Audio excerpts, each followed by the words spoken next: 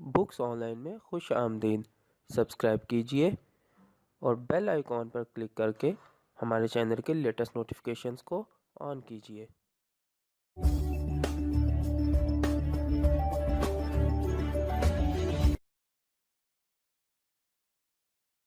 अऊज़ु बिल्लाहि मिनश्शैतानिर्रजीम। बिस्मिल्लाहिर्रहमानिर्रहीम। आज हम मुमताज़ मुफ्ती की किताब अलीपुर के अली के 32वें हिस्से के साथ हाजिर हैं। आज हम इस किताब के जिस चैप्टर का आगाज़ करेंगे उसका नाम है दीवानगी। इस वक्त हम इस किताब के सफ़ा नंबर 274 पर मौजूद हैं। आइए शुरू करते हैं। ज़िंदगी का मोड़। उस रोज़ आसफी महल्ले की तरफ जाते हुए अली पहली मर्तबा लोगों की नज़रें बचाकर निकलने की कोशिश कर रहा था। उसे खुद भी मालूम न था कि क्यों ऐसा कर रहा है। अगरचे तबई तौर पर वो निगाहों पर चढ़ने से घबराता था, लेकिन महल्ले की और बात थी। महल्ले में वो अहमियत महसूस किया करता था। जब वो महल्ले के किसी लड़के की आवाज़ सुनता, आ गए बाबूजी, तो खुशी की एक लहर दौड़ जाती। महल्ले के बाज़ार में सबसे पहले हकीम बूटा की दुकान थी। बूटे के अंदाज में सिकंजबीन किसी तुर्शी थी। वो हमेशा तंज भरी बात करता, लेकिन अली को बुरी नहीं लगती थी। बूटे के बाद चांद हलवाई की दुकान थी। अली को देखते ही उसके जर्द दांत बाहर निकल आते। आ गए बाबूजी, नमस्ते महाराज। वो दोनों हाथ जोड़कर माथे पर रख लेता। उस रोज़ न जाने अली को क्या हुआ था। अनजाने में वो छुप छुप कर घर जा रहा था, कहीं हकीम न देख पाए, चांद दुकान पर मौजूद न हो। चांद और हकीम के देखने का तो सवाल ही पैदा न होता था, क्योंकि रात पड़ चुकी थी। लोग दुकानें बढ़ा चुके थे। बाहर सूरत नथु तंबाकू फरोश की दुकान पर हस्बे मामूल झुमघटा था और वो सब अंदर बैठे हुए चौपट खेल रहे थे। उन्हें देखकर एक साथ के लिए वो रुका, फिर मुंह दूसरी तरफ मोड़कर चुपके से आगे निकल गया।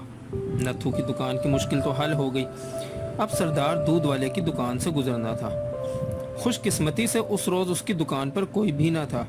बेंच खाली पड़ा था, जिस पर मोहल्ले के लोग अक्सर देर तक बैठकर इधर उधर की गप हांका करते थे। सरदार खुद बाजार की तरफ बैठकर दूध की कड़ाही साफ कर रहा था। मस्जिद के करीब पहुंचकर अली शाह वली की खानकाह की चार दीवारी के साए में चलने लगा, ताकि मस्जिद से आता हुआ कोई बुजुर्ग उसे ना देखे। चौगान वीरान पड़ा था, जिसके ऊपर मोहल्ले की खिड़कियां यूं टमटमा रही थीं जैसे कब्रिस्तान में यहाँ वहाँ दिए जल रहे हों। एक साथ के लिए वो वहाँ रुका और फिर एक ही जस्त में चौगान को पार करके छत्ती गली में जा घुसा। इतनी रात गए फरद के घर की अंधेरी देवड़ी से गुजरना तो मुमकिन न था, क्योंकि वो दरवाज़ा तो घर वाले सर शाम ही बंद कर लिया करते थे। शहजाद की तरफ से जाते हुए वो घबराता था, क्योंकि शहजाद के चौबारे की निचली मंजिल में सैयदा रहती थी और सैयदा के सामने ऊपर जाना ये उसे गवारा न था। सैयदा क्या कहेगी? मुंह से ना भी कहे तो दिल में कहेगी। अल्लाह करे सैयदा का दरवाज़ा खुला होता कि इसे खटखटाना ना पड़े।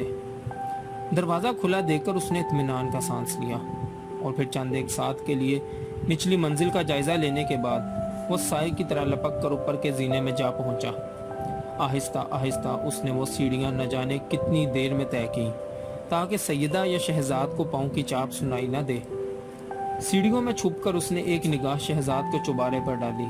चौबारे के दरवाजे के ऐन दरमियान में एक चौकी पर सिलाई मशीन रखे वो कुछ सीने में मसरूफ थी। शाने झुके हुए थे। स्याह तारों वाला दुपट्टा एक शान बेनियाजी से इसके कंधों पर लटक रहा था। स्याह दुपट्टे में इसका सफ़ेद चेहरा किसी अनजानी मुसर्रत से चमक रहा था।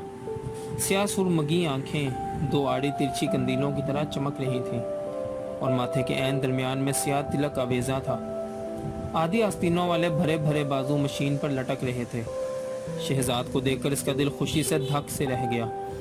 अली ने महसूस किया जैसे वो संगे मरमर का मुजस्मा हो, जीता जागता मुजस्मा। वो एक सपना थी, सुंदर सपना, ऐसा सपना जिसकी ताबीर के मुतल्लिक इसे खुद भी इल्म न था। आहिस्ता आहिस्ता वो शहजाद की तरफ बढ़ा और चुपके से आंख बचाकर उसके पहलू में जा बैठा और फिर इसके लटकते हुए बाजू को गिरफ्त में लेकर दीवाना वार चूमने लगा। शहजादी से देखकर डर गई। हाय तुम हो, वो चिल्लाई, तुमने तो मुझे डरा दिया। एली ने अपना मुंह उसके गोरे हाथों में गाड़ दिया। ये क्या हमाकत है, वो उसे घूरने लगी, लेकिन उसकी शीनी आवाज में मुस्कुराहट की वाज़ह झलक थी, जैसे तेवरी महज दखलावा हो। ये क्या पगलापन है, शहजाद ने उसे घूरा। है फिर, वो बोला, कर लो जो करना है। वो हंस पड़ी, अब पागलों से कौन लड़े, लड़कर देख लो अगर हिम्मत है तो, एली ने कहा। शहजाद ने होंठों पर उंगली रखकर कहा। चुप, वो कौन है? एली घबरा उठा। कौन है? जानू, वो ज़ेरे लब बोली, और उसने सहन के परले कोने की तरफ इशारा किया। वो भी आ जाएगी, मैंने इसे घर का काम करने के लिए पास रख लिया है। एली की तमाम तर मुसर्रत मफकूद हो गई और वो चुपचाप यूं बैठ गया, जैसे इसे शहजाद की आड़ी तिरछी आंखों में उसके स्याह दुपट्टे और गोरे बाजुओं से कोई ताल्लुक न हो। आखिर आ ही गए तुम, शहजाद ज़ेरे लब बोली। आना ही पड़ा, एली ने कहा। और जो इतनी देर वहाँ ठहरे रहे इम्तिहान के बाद वो, शहजाद मुस्कुराई। बोलो, जवाब दो। तुमने जो कहा था मैं शिकायत कर दूंगी, याद है? कहा था ना? एली हंसा। शहजाद ने मुस्कुराकर सारा इस बात में हिला दिया। झूठ कहा था क्या?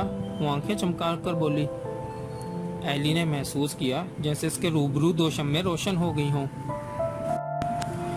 वो निगाह इसके लिए एक नई चीज़ थी, जिसमें चमक के अलावा अजीब सी गर्मी थी, जिसके ज़ेरे असर इसके खून में हिद्दत पैदा हो जाती थी। कनपटियाँ थिरकने लगती, आंखों में खुमार उमड़ आता और पलकें बोझिल होकर झुक जाती।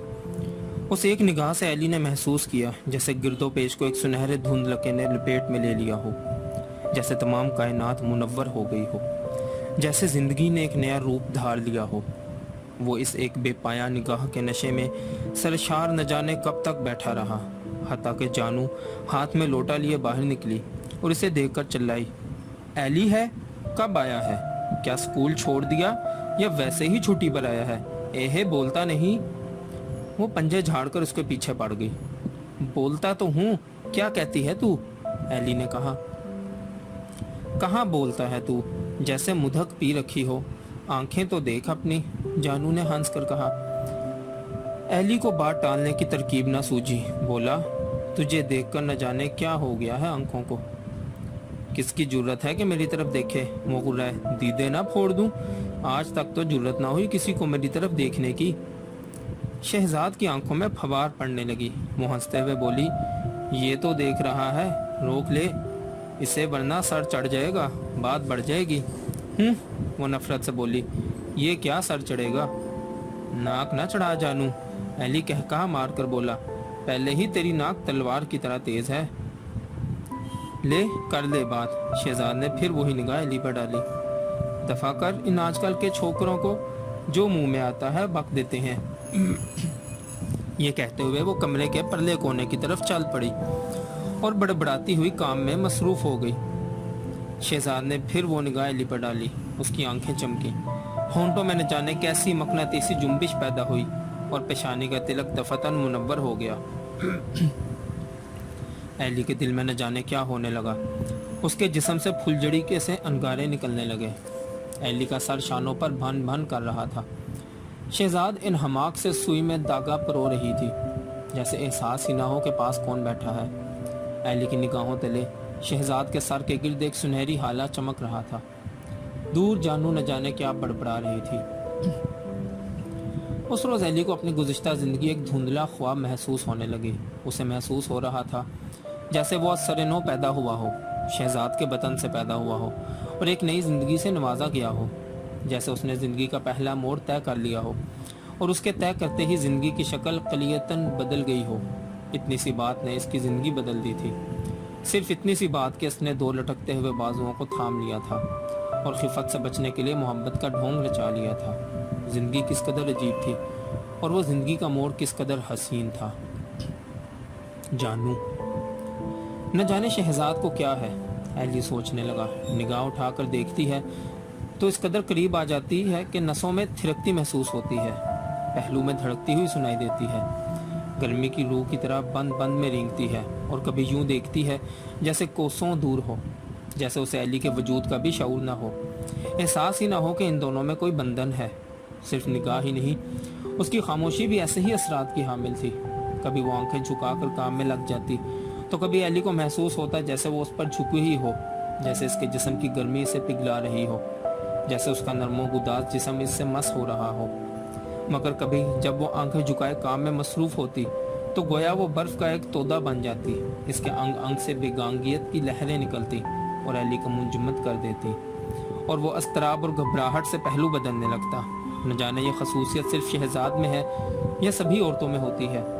بیٹھے بیٹھے وہ سوچنے لگا، کیا سبھی عورتوں کے کئی ایک روپ ہوتے ہیں؟ کیا وہ سب آن میں رادھا بن جاتی ہیں؟ اسے کچھ سمجھ میں نہیں آتا تھا۔ جب شہزاد سے قرب کا احساس حاصل ہوتا تو ایلی کے لیے سانس لینا بھی پرلذت ہو جاتا، لیکن جب وہ بیگانگیت کا روپ دھارتی تو ایلی کے دل میں اثر نو احساس کمتری جاگ اٹھتا اور وہ دیوانہ وار اپنے آپ کو کوستا۔ اب تو چائے پیے بغیر نہ جائے گا کیا؟ جانو نے اس کے قریب آ کر کہا۔ وہ چونکا۔ تو ابھی تک یہیں ہے؟ ایلی نے پوچھا۔ دونوں ہاتھ کمر پر رکھ کر جانو سر ہلانے لگی۔ تو کیا چلی جاؤں؟ اچھی نہیں لگتی تجھے؟ نہیں نہیں، اچھی لگتی ہے تو، ایلی نے پینترا بدلا، بہت اچھی لگتی ہے۔ نہ، مجھے نہیں اچھا لگتا ہے مذاق، جانو بولی۔ تجھ سے نہ کرے تو کس سے کرے مذاق؟ شہزاد نے کہا۔ کیوں؟ کیا ماں بہن سے کرے گا مذاق؟ سچ ہے، آخر بیٹا کس کا ہے؟ علی احمد کا ہی ہے نا؟ کیوں؟ وہ چمک کر بولا۔ علی احمد نے کیا کیا تھا مذاق؟ جانو گالیاں دینے لگی۔ شرم نہیں آتی؟ جو منہ میں آیا بک دیا۔ تو پلا دے اسے چائے تو خاموش ہو جائے گا، شہزاد نے ویسے ہی بے پرواہی سے کہا، اور جانو چائے بنانے لگی۔ جانو عرصہ دراز سے آصفی محلے میں مقیم تھی۔ وہ آصفی نہ تھی بلکہ ان لوگوں میں سے تھی جو باہر سے آ کر محلے میں رہنے لگے تھے۔ جانو کا خاوند عرصہ دراز سے فوت ہو چکا تھا اور اب دونوں ماں بیٹی کا گزارا محلے والوں کے کام کاج میں ہاتھ بٹانے پر تھا، کیونکہ اس کے علاوہ ان کا کوئی ذریعہ آمدنی نہ تھا۔ کام کاج نہ بھی ہوتا تو بھی محلے والے جانو کو کچھ نہ کچھ دیتے رہتے۔ جانو کا رنگ کھلا کھلا تھا، نقوش ستواں تھے۔ اسے دیکھ کر خیال آتا تھا کہ جوانی کے دنوں میں بے حد حسین ہوگی، اگرچہ اب اس کے حسین نقوش پر ضبط کی کرختگی کی مہر لگی ہوئی تھی۔ محلے والے جانو کی بے حد عزت کرتے تھے، کیونکہ نوجوانی میں بیوہ ہو جانے کے باوجود اس نے اپنی تمام زندگی پاک بازی میں گزاری تھی۔ محلے میں کسی شخص نے کبھی بھی اس پر انگلی نہ اٹھائی تھی۔ محلے والے اس کی شرافت کا تذکرہ اکثر کیا کرتے تھے، اور جانو اپنی اہمیت کا احساس اس پاک دامنی سے اخذ کرتی تھی، اور اسی وجہ سے ہر کسی سے پاک دامنی کا مطالبہ کرنے کی عادی ہو چکی تھی۔ اس کی آواز میں کرختگی پیدا ہو چکی تھی، اس کے مزاج میں درستی اور لاابالیت تھی۔ محلے کے لوگ اس کی سخت مزاجی پر نکتہ چینی کرنے لگے تھے، حالانکہ یہ خصوصیات انہوں نے بذات خود اس میں پیدا کی تھی، بلکہ یوں کہیے کہ انہوں نے اپنے خیالات کے اظہار سے جانو پر عائد کر دیا تھا کہ وہ کسی سے ملائمت اور التفات سے بات نہ کرے، کیونکہ اس کی تمام تر عظمت اجتناب پر قائم کی جا چکی تھی۔ بہرحال جانو کو یہ احساس نہ تھا کہ لوگوں نے اس کے متعلق ایک رائے قائم کر کے دراصل اسے زندگی کے اثباتی پہلوؤں سے محروم کر دیا ہے۔ چونکہ جانو کی تمام تر اہمیت دامن ترمکن ہوشیار باش پر مبنی تھی، اس لیے وہ سمجھنے لگی تھی کہ وہ دامن ترمکن ہوشیار باش کی تلقین کرنے کے لیے دنیا میں بھیجی گئی ہے۔ اپنی تمام تر زندگی کو سنوارنے کے بعد اب وہ دوسروں کی زندگی کو سنوارنا اپنا فرض سمجھتی تھی، اور اسی وجہ سے ہر جوان لڑکی یا مٹیار حسینہ کو بات بات پر ہدایت کرنے کی عادی ہو چکی تھی۔ اس کی عادت کی وجہ سے محلے کی بوڑھیاں اسے بہت اچھا سمجھتی تھیں، اور محلے کی جوان عورتیں اس کی آمد پر محتاط ہو جاتی تھیں اور ایسا برتاؤ اختیار کر لیتی کہ وہ زیادہ دیر ان کے پاس نہ ٹھہرے۔ لیکن ان واضح اشارات کا جانو پر کوئی اثر نہ ہوتا۔ یہ کیسے ہو سکتا تھا کہ وہ ان خصوصیات کو رکاوٹ سمجھتی جن پر اس کی اہمیت کا تمام تر دار و مدار تھا۔ متعون محبوبہ۔ شہزاد محلے کی فضا میں پل کر جوان نہ ہوئی تھی، اس لیے وہ محلے کی رسومات اور آصفی برتاؤ کی تفصیلات سے نہ تو واقف تھی اور نہ انہیں اہمیت دیتی تھی۔ وہ طبعاً ان تفصیلات سے بے نیاز تھی اور اپنی طبیعت کے مطابق زندگی بسر کرنے کی قائل تھی۔ شہزاد کو کبھی نہ سوجھی تھی کہ ماحول کا تقاضا کیا ہے۔ اس نے کبھی نہ سوچا تھا کہ لوگ کیا سمجھیں گے، کیا اندازہ لگائیں گے۔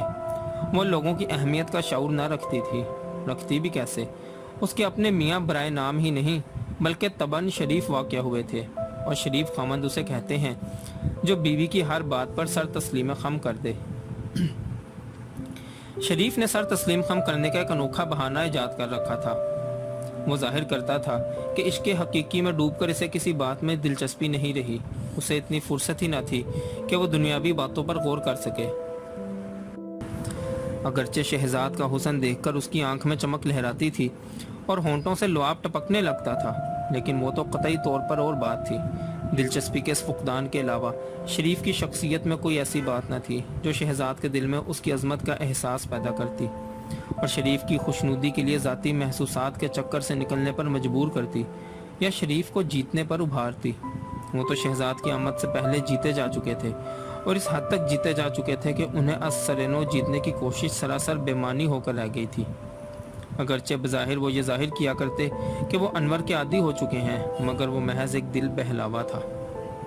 در حقیقت وہ تباً سر جھکا دینے کے عادی تھے، اور عرصہ دراز سے عملی طور پر شہزاد کے سامنے بھی سر جھکا چکے تھے۔ ان حالات میں شہزاد کو اپنی ذات سے ہٹ کر سوچنے یا سمجھنے کی ضرورت نہ تھی، اس لیے آصفی محلے میں آ جانے کے باوجود وہ محلے کے تقاضوں سے بے نیاز رہی۔ محلے والوں کو دیکھ کر اس نے کبھی دوپٹہ یا نگاہیں سنبھالنے کی کوشش نہ کی، بات کرنے سے پہلے کبھی نہ سوچا کہ سن کر لوگ کیا کہیں گے، اور غالباً اسی وجہ سے وہ محلے بھر کی محبوبہ بن چکی تھی۔ نوجوان حیرانی سے اس کی طرف دیکھتے اور سر دھنتے، وہ محسوس کرتے کہ شہزاد میں وہ زندگی کو صحیح شکل میں دیکھ رہے ہیں، دکھلاوے اور رسم سے آزاد، بے پرواہ، بلند و بے نیاز۔ محلے کی لڑکیاں حیرت سے اس کی طرف دیکھتی اور منہ میں انگلی ڈال کر رہ جاتی۔ ابتدا میں تو محلے کی بوڑھیاں بھی اسے دیکھ کر حیران رہ گئی تھیں، پھر آہستہ آہستہ انہیں احساس ہونے لگا کہ جوانی کے قائم کردہ اصولوں پر نہ چلے بغیر وہ اچھی کیسے کہلائی جا سکتی ہے۔ اس کے باوجود شہزاد کی معصومیت، اس کے اخلاق اور اس کی طبیعی فیاضی کی وجہ سے انہیں شہزاد سے مل کر ان اصولوں کے باوجود خوشی محسوس ہوتی تھی۔ پھر جب وہ چلی جاتی تو ان کو غصہ آنا شروع ہو جاتا۔ توبہ، کتنی بے پرواہ لڑکی ہے! وہ محسوس کرتی جیسے انہیں دھوکہ دیا گیا ہو اور فریب سے خوش کر لیا گیا ہو۔ پھر ان کی زبانیں حرکت میں آ جاتی اور دیر تک باتیں کرتی رہتی، کسی نہ کسی بہانے شہزاد کی بے پرواہی اور جرت پر نکتہ چینی کرتی۔ توبہ، کیا زمانہ آیا ہے! اب تو کل کی چھوکریاں ہرنیوں کی طرح کلانچے بھرنے لگی ہیں۔ ابھی یہاں تھی اور یہ لو اب اوپر چوبارے سے بول رہی ہے جیسے پاؤں تلے پہیے لگے ہوئے ہوں۔ اور بہن، اللہ ہماری یہ سیڑھیاں جو ہیں انہیں گھٹنوں پر ہاتھ رکھے بغیر چڑھنا بھی تو ممکن نہیں، یوں چڑھ جاتی ہے جیسے پانی کا گلاس پی لیا۔ توبہ ماں، یہ تو بھلا سیڑھیاں ہیں، وہ تو نگاہوں پر چڑھی بیٹھی ہے، آنکھوں میں آنکھیں ڈال کر بات کرتی ہے، ذرا نہیں جھجکتی۔ کیا زمانہ آیا ہے ماں! پر شکر ہے اپنے محلے کو ہوا نہیں لگی۔ اللہ بچائے لڑکی، یہاں پھر بھی اللہ کا فضل ہے، بس یہ باہر سے آنے والیاں ہی جل کو گندا کرتی ہیں۔ ہاں، میں تو سچ کہوں گی۔ نہ جانے شہزاد کو ان باتوں کا علم تھا یا نہیں، لیکن اس کے برتاؤ سے کبھی ظاہر نہ ہوا تھا۔ محلے کی عورتوں کو دیکھ کر وہ یوں کھل جاتی جیسے نوخیز کلی ہو، ان کی ہر ضرورت کو فراخ دلی سے پورا کرتی، لیکن اس کے علاوہ اسے ان سے کوئی تعلق نہ تھا۔ صرف 2-4 گھرانوں سے اس کا میل جول تھا، اور وہ بھی محض سرسری۔ چوبارے کی کھڑکی میں کھڑی ہو کر وہ کوئل کی طرح چیختی، کیوں چچی، آج تو بہت مصروف نظر آتی ہو، کیا چچا امرتسر سے آ گئے؟ چچی منہ میں انگلی ڈال لیتی۔ ہائے اللہ، اس لڑکی نے کیا کہہ دیا، کوئی سنے گا تو کیا کہے گا؟ اس کے باوجود اس دبی دبی حقیقت کا اظہار سن کر چچی کے چہرے پر مسرت کی ایک رو دوڑ جاتی۔ محلے والیوں کے لیے شہزاد کی باتیں انوکھی ہونے کی وجہ سے بے حد جاذب تھی، اور اسی جاذبیت کی وجہ سے وہ اس پر نکتہ چینی کرتی تھی۔ جانو کا شہزاد کے گھر میں آنے کو ایلی نے بہت برا مانا۔ جانو کی موجودگی کی وجہ سے اس کا شہزاد کے پاس بیٹھنا مشکل ہو گیا۔ جانو کیا کہے گی، یہ یہاں کیوں بیٹھ رہتا ہے، اپنے گھر کیوں نہیں جاتا؟ اور پھر جانو تو منہ پر کہہ دینے سے بھی دریغ نہیں کرتی تھی، وہ تو براہ راست شہزاد سے کہہ دے گی، اسے نہ لگایا کر منہ، ورنہ لوگ کیا کہیں گے؟ اللہ رکھے، اتنا بڑا ہو گیا ہے، اب کیا بچہ ہے جو ہر وقت اس سے چپکا رہتا ہے؟ لیکن شہزاد کو یہ بات سوجی تک نہ تھی۔ شہزاد جانو کی بات کو اہمیت ہی نہ دیتی تھی۔ جب وہ ایسے مسائل چھیڑ لیتی تو شہزاد چپکے سے کسی کام میں مشغول ہو جاتی۔ غالباً اس نے کبھی جانو کی بات کو سنا ہی نہ تھا، اگرچہ اس وقت وہ بے توجہی سے ہاں ہاں کرتی رہتی۔ ادھر جانو جب سے شہزاد کے پاس آئی تھی اس کی یوں رکھوالی کرنے لگی تھی جیسے شریف کی ایجنٹ ہو۔ اور شہزاد کو نظر بد سے بچانے کے لیے متعین کی گئی ہو۔ وہ شہزاد کی آدھی آستینوں کو دیکھ کر ناک منہ چڑھاتی، اے ہے یہ کیا ننگی باہیں لیے پھرتی ہو تم، خواہ مخواہ اپنا گورا رنگ چمکاتے پھرنا، آستینیں تو پوری ہونی چاہیے جو باعزت عورتوں کو سجتی ہیں۔ اس پر شہزاد مسکرا کر کہتی، ہے نا اچھی لگتی ہیں نا، وہ بھی کیا کہ آستینیں جو ہاتھوں پر لٹکتی رہیں۔ اچھا اب چائے بنا جا کر۔ شہزاد کے اس انداز کو پہلے پہل تو جانو سمجھ نہ سکی۔ شہزاد کی باتیں سن کر اسے سمجھ میں نہیں آتا تھا کہ جواب میں کیا کہے۔ پھر آہستہ آہستہ وہ شہزاد کے انداز سے مانوس ہوتی گئی اور آپ ہی آپ بڑبڑانے میں وقت بسر کرنے لگی۔ ایلی حیران تھا کہ شہزاد کی باتوں پر سیخ پاک کیوں نہیں ہوتی، اسے غصہ کیوں نہیں آتا، وہ بات ہنس کر کیوں ٹال دیتی ہے، پیشانی پر شکن تک نہیں آتا، بلکہ بسا اوقات وہ اس کی بات کو سنتی ہی نہیں، جیسے جانو جھک مار رہی ہو۔ باقی انشاءاللہ اگلی ویڈیو میں۔